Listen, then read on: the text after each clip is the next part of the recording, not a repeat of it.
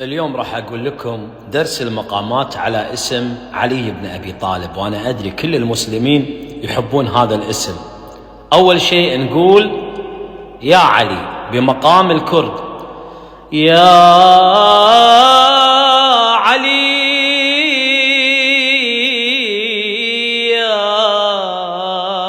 علي، هذا مقام الكرد.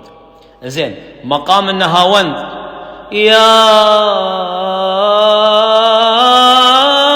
علي يا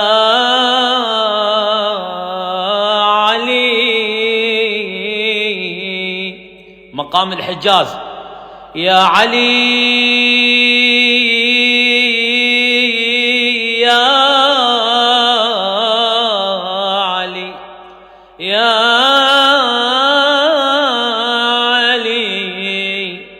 مقام العجم، يا علي يا علي يا